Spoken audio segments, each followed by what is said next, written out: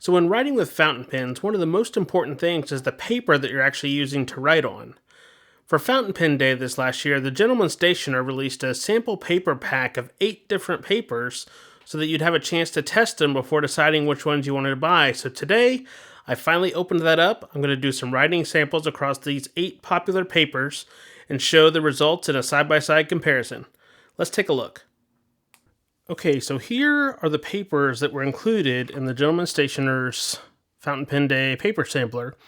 The Write Notepads Dot Grid paper, Life Bank paper, Life Noble Note Grid, Rhodia Grid, Clairefontaine Triomphe lined, standard Clairefontaine lined Looseleaf paper, a double booklet of the Clairefontaine Sayez French ruled paper, and then the onionskin airmail paper.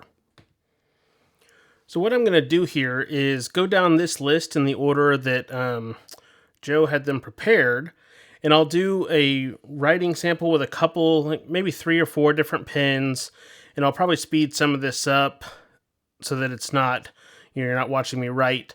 And then I'll do a comparison at the end showing the different papers with the output, and just to kind of show, most of these are, the thickness of the different papers, and you can kind of hear that even, that's a thicker paper with it being the Write Notepads Dot. The Life Bank paper, which kind of is a standard, still thicker. You can hear it, and I hope that comes through on the mic. Thicker paper. And then this is actually cream. Hopefully the camera's picking up the color differences on these pretty well. So it's cream coming through. Normal dot grid. This is kind of a normal thickness of paper like you'd expect. You can kind of hear that. It's got that sound of normal paper. The lined. Now this one, and I know you can't, and we don't have the technology yet for you to feel something through video, but this has a smoother, almost like a waxy type feel to it. So that definitely, I'm sure, will affect the writing to some extent. And then this is the, standard Clairefontaine lined Looseleaf, and you can see it's got the various hole punches in it for the notebook you might have this in. Now this one I tore the pages, so I have 2. It was already folded in half, but this is the French ruled Clairefontaine Sayez, I believe that's how that's pronounced. So it's obviously the very fine grid lines for that. And then the paper I'm really interested to try, the onionskin. This is almost like tissue paper, like you're going to wrap a gift in. So this will be interesting to see. I've only seen people reference this and, after the fact writing samples on things like Instagram and whatnot. So I'm excited to try that. So let me grab whichever pens I'm going to be using on these. And I might even go in and get a bottle of ink and do like a quick, darker sample to see if there's any bleed through or anything like that. So let me gather that and I'll be right back. Okay, and here are the pens that I'm going to use for this test.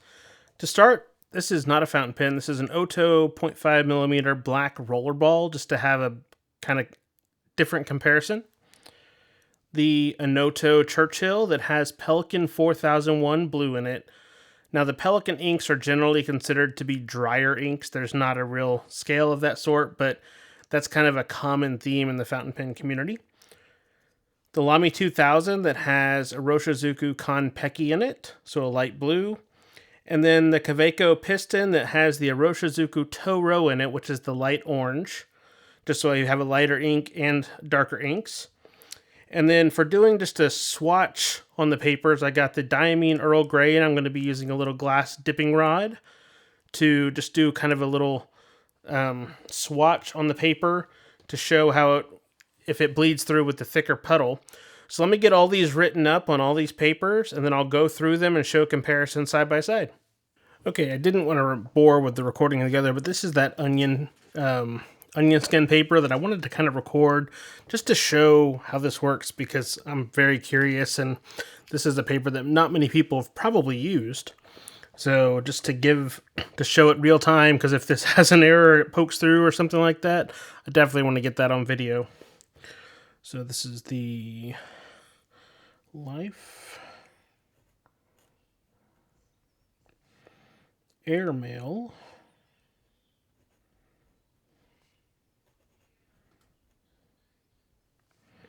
Onionskin.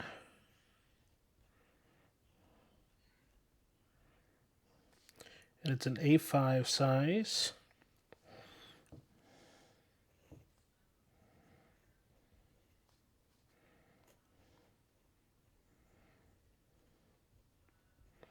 And I doubt the microphone is picking it up, but you can almost hear the pen pushing into this paper as you write, which is just very different.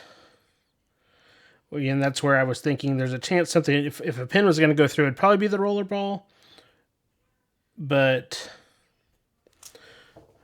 this is just such thin paper. It's definitely a different writing experience as a whole.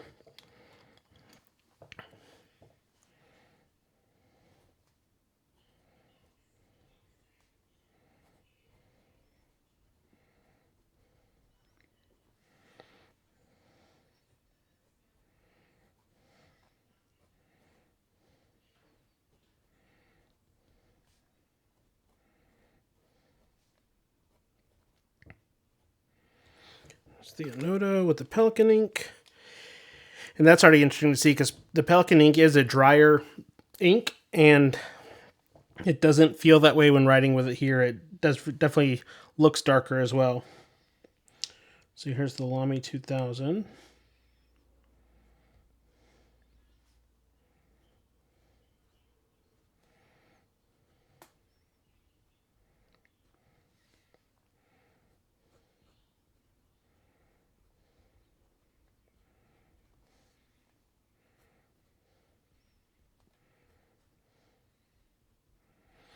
And this is not something writing, but as I'm going through in the video, we'll probably show it a little bit. The paper itself, like to the sides, kind of moves when you're writing, which is also definitely a different type of experience here.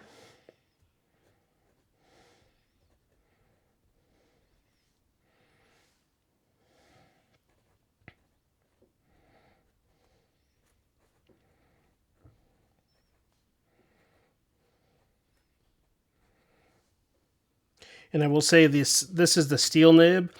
This is one of the few times you can really feel the difference between steel and gold. With the Anoto and the Lamy 2000 being gold, this does have a rougher feeling on this onion skin paper.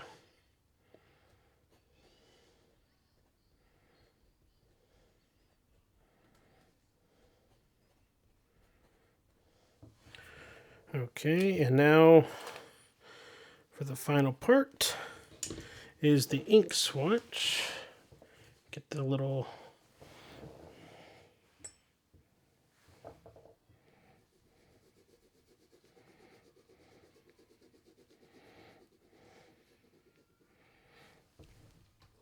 Okay, so let me let that dry some, and then I'll get all the papers together and show a comparison.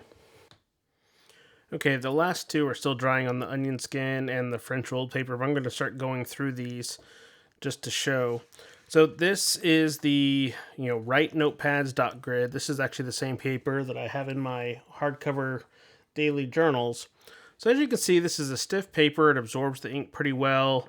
You get a little bit of the variation in the swatch that you see. You don't really see it on most of the nibs because extra fine, but this would be a good, go-to thicker paper.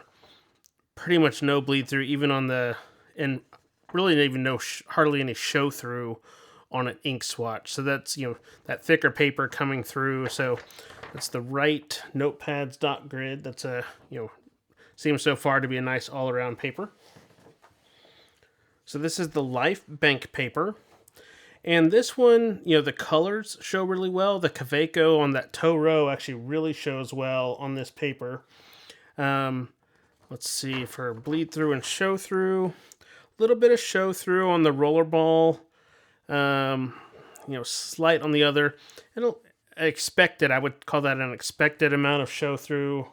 The camera might be showing it a little bit different, but in person, I would call that expected show through on an ink swatch. But, that is not quite as thick as the Write, but it's a decent thickness. So it's the Life Bank paper. This is the Life Noble Note Grid, and this one is a cream color. So the inks and everything will show a little bit different, but this is also pretty thick. It's a similar thickness to the bank paper that I just showed, but this felt really dry. You can see on the Anoto that Pelican ink being a drier ink, but it really looks kind of flat on this paper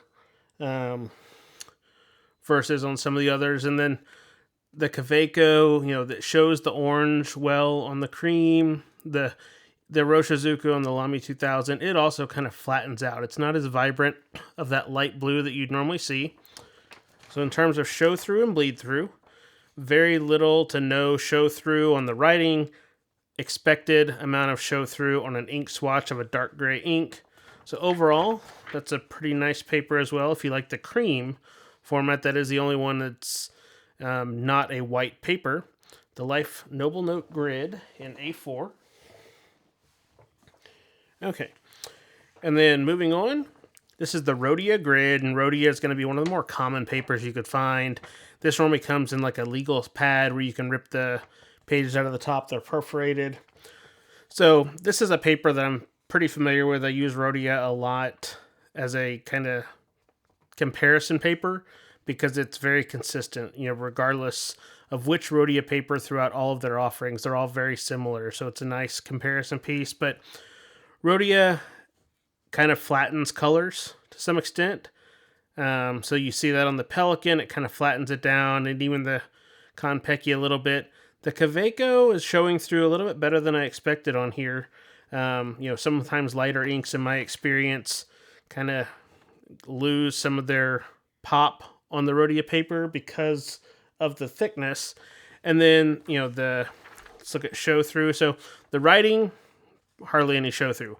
Now the ink swatch, you can really see where that's kind of coming through. So, I wouldn't use this as normal swatching paper. If you're expecting to use both sides, you could confidently write on both sides of this paper without issue, with a variety of pens. But swatching, it would show through and really be unusable on the back side. So that's the first one we've really seen it to that extent so far in this list.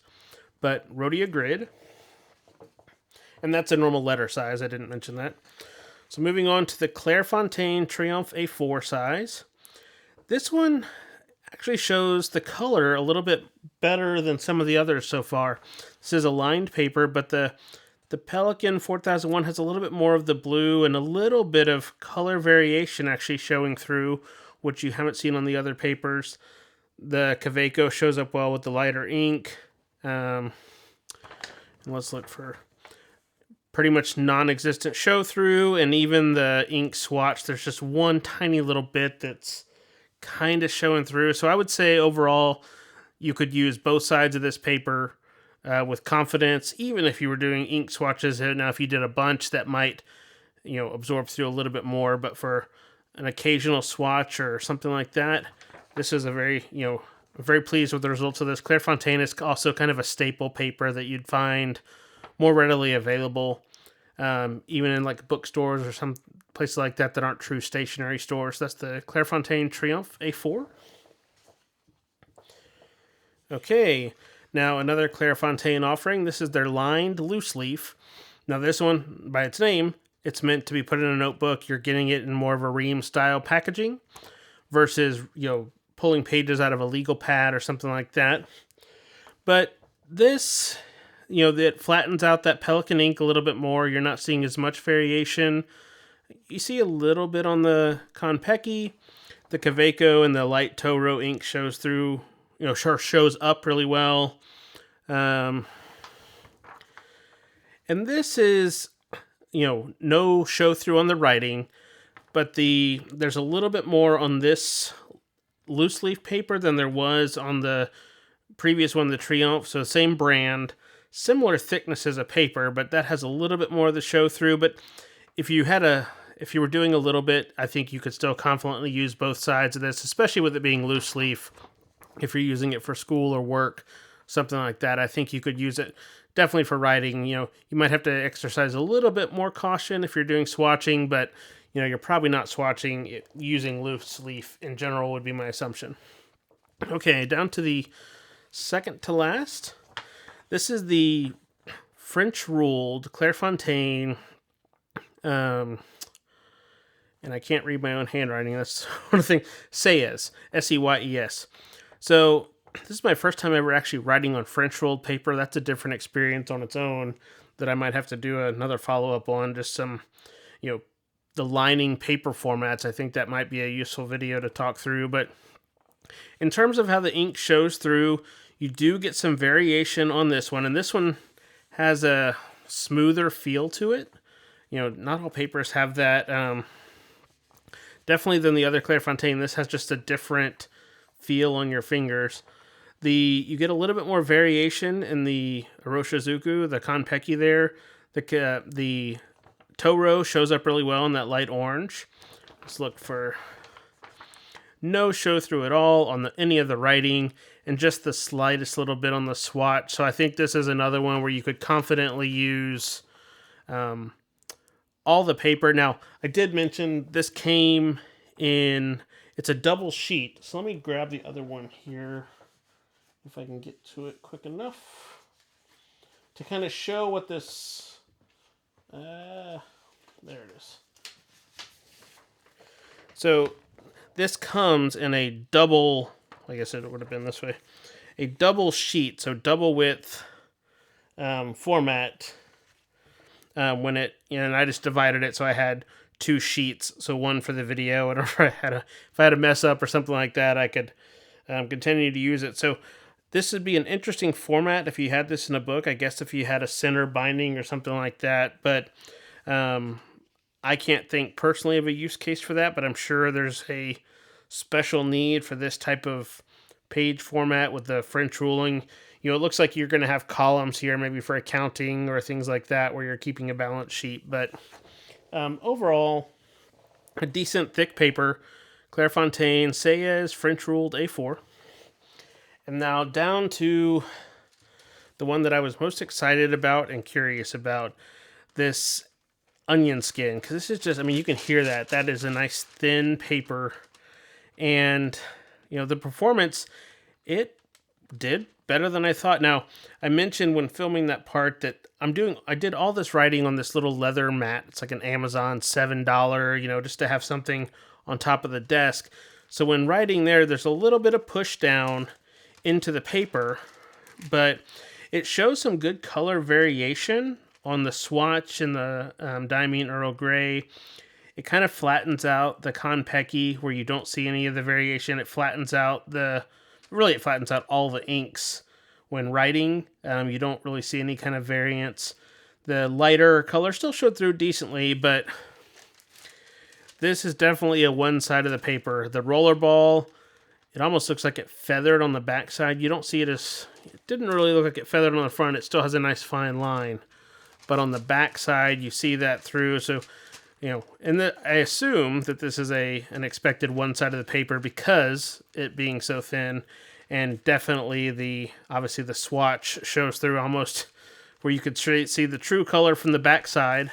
You see some of the color variation there as it spreads through, but that was a neat experience to write on. I don't really know what people use onionskin paper for. If you're an onionskin paper user, drop a comment in, and what do you use it for? Do you write letters in it? Do you use it just for ink swatching? Because that's the only time I've really seen it used is when people are doing ink swatches, and they might do like the ink journal and have like 7 or 8 little tabs of paper in there to test different ones to show side by side. But that is the Life Airmail onionskin.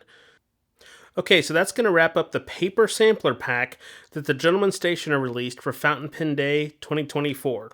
These are 8 neat papers. It was nice to be able to try them all in a, very easy format without buying a bunch of tablets of paper that I might not have wanted to use for anything else. I don't think there's any of these that I wouldn't use on a regular basis. I think the onion paper would be a very unique use case, but it was still fun to write on and get the chance to sample out. So what about you? Are there any of these papers that you're surprised at the results, or you're thinking, hey, maybe I should give that a shot? Leave a comment below and let me know if any of these are now going to be on your to try list, or if any of these jump out as I think I'll pass. And also, if you're using any of these and you've seen a different experience, leave that in the comments as well. If you're new, consider subscribing so you can see new videos, and thanks for watching.